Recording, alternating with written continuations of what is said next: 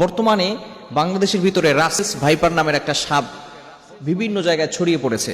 সর্বপ্রথম ভোলায় এই সাপটি দেখা গিয়েছিল, বিশেষ করে পদ্মা নদীর আশেপাশে যে সমস্ত এলাকাগুলো আছে সেখানে এই সাপটা বিশেষ করে ছড়িয়ে পড়েছে।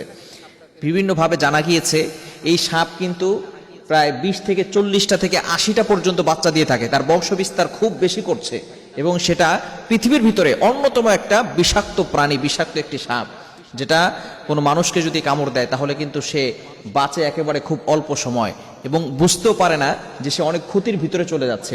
এরকম সাপ বিশেষ করে বিভিন্ন জায়গায় বর্তমানে ছড়িয়ে পড়েছে। এখন বর্ষার সময় পানি সব দিকে ছড়িয়ে যাচ্ছে, যার কারণে এই সাপটাও সব দিকে ছড়িয়ে যাচ্ছে। এজন্য আমাদেরকে কিছু আমল করতে হবে। ফজরের নামাজের পরে, মাগরিবের নামাজের পরে আমরা কিছু আমল করব। নবীজি সাল্লাল্লাহু আলাইহি ওয়াসাল্লাম আমাদেরকে দোয়া শিক্ষা দিয়েছেন। ১৫০০ বছর আগে নবীজি সাল্লাল্লাহু আলাইহি ওয়াসাল্লাম আমাদের জন্য দোয়া শিখিয়ে দিয়েছেন, যাতে করে আমরা অনিষ্ট থেকে, আল্লাহ তাআলা যত প্রাণী রয়েছে, বিষাক্ত যে সাপ আছে, বিচ্ছু আছে, এগুলো থেকে যাতে করে আমরা আল্লাহর কাছে আমল করে এগুলো থেকে রক্ষা পেতে পারি। বর্তমানে কিন্তু আস্তে আস্তে ঢাকার ভিতরে এই সাপগুলো চলে আসতেছে। বিশেষ করে আমরা যারা শহরে বসবাস করি তারা মনে করছি আমরা তো সেফ আছি। আমরা অনেক সময় ভিডিওতে দেখি যে কমোটের ভিতরে সাপ উঠে চলে আসে। কেননা আমাদের যে লাইনগুলো থাকে, পানির যে লাইনগুলো একেবারে নিচে, যেগুলো আমরা ডাস্টবিনে ময়লা পানি যেগুলো বের হয়ে যায়, সেখানে সেই ডাস্টবিনে অথবা ড্রেনের ভিতর থেকে সাপ সেই পাইপের ভিতরে ঢুকে এরপরে কমোডের ভিতরে চলে আসে। এজন্য অবশ্যই আমাদেরকে সাবধান থাকতে হবে, সতর্ক থাকতে হবে এবং আমরা একটি দোয়া পড়ব এবং আমাদের কিছু করণীয় কাজ আছে। সাপ মারা যাবে কিনা, এই বিষাক্ত প্রাণী যেটা মানুষকে ক্ষতি করে, এই সাপ কিন্তু মেরে ফেলা নবীজি সাল্লাল্লাহু আলাইহি সাল্লাম নির্দেশ করে দিয়েছেন। নবীজি সাল্লাল্লাহু আলাইহি সাল্লামের হাদিস রয়েছে, আপনি বুখারী শরীফের ভিতরে হাদিস রয়েছে, তিরমিজি শরীফের ভিতরে হাদিস রয়েছে, আবু দাউদ শরীফের ভিতরে হাদিস রয়েছে। নবীজি সাল্লাল্লাহু আলাইহি সাল্লাম আম্মা জান আয়েশা রাদিয়াল্লাহু তাআলা আনহা তিনি বলেন, আমারা রাসূলুল্লাহ সাল্লাল্লাহু আলাইহি ওয়াসাল্লাম বিকাতলি জিত্তুফিয়াতাইন, সাদা দুইটি রেখা বিশিষ্ট যে সাপগুলো আছে, বিষাক্ত যে সাপগুলো আছে, এগুলো রাসূল সাল্লাম হত্যা করার জন্য নির্দেশ করে দিয়েছেন। এই ক্ষেত্রে আপনি যখনই সাপ দেখতে পাবেন তখনই আপনি এটাকে মারার চেষ্টা করবেন এবং যাতে করে সেখান থেকে পালিয়ে না যান। নবী সাল্লাল্লাহু আলাইহি ওয়াসাল্লাম জানিয়ে দিয়েছেন যে এটাকে ভয় করবে এবং সেখান থেকে পালিয়ে চলে যাবে, তাহলে কিন্তু অন্য মানুষ কঠিন বিপদে পড়ে যেতে পারে।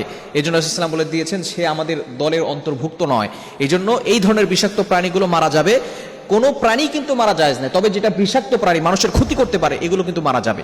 এই ক্ষেত্রে আমরা কি আমল করতে পারি? ফজরের নামাজের পরে 3 বার পড়বো এবং মাগরিবের নামাজের পরে 3 বার পড়বো। তিরমিজি শরীফের 3604 নম্বর হাদিসের ভিতরে রয়েছে। দোয়াটি খুবই ছোট্ট একটি দোয়া, আউযু বিকালিমাতিল্লাহিত তাম্মাতি মিন শাররি মা খালাক, আউযু বিকালিমাতিল্লাহিত তাম্মাতি মিন শাররি মা খালাক। খুবই ছোট্ট একটি দোয়া।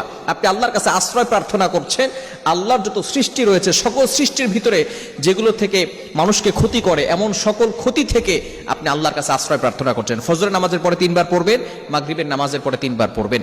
হযরতে আবু হুরায়রা রাদিয়াল্লাহু তাআলা আনহু থেকে হাদিসটি বর্ণিত হয়েছে এবং এই হাদিসের নিচে লেখা আছে, সুহাইল রাহমাতুল্লাহি আলাইহি তিনি বলেন, আমরা নবীজির শিখানো এই হাদিসটি পড়তাম, আমাদের ঘরে সবাই আমলটি করত। তো আমাদের এলাকায় আমাদের সময় একটা মেয়েকে সাপে দংশন করেছে, সাপে কেটেছে। তো সেই মেয়েটার কোনো কিছু হয় না, কারণ সেই মেয়েটাও এই আমলটি করতো। সুবহানাল্লাহি বিহামদিহি, কেন মাজিদের আপনি কল্পনা করতে পারছেন?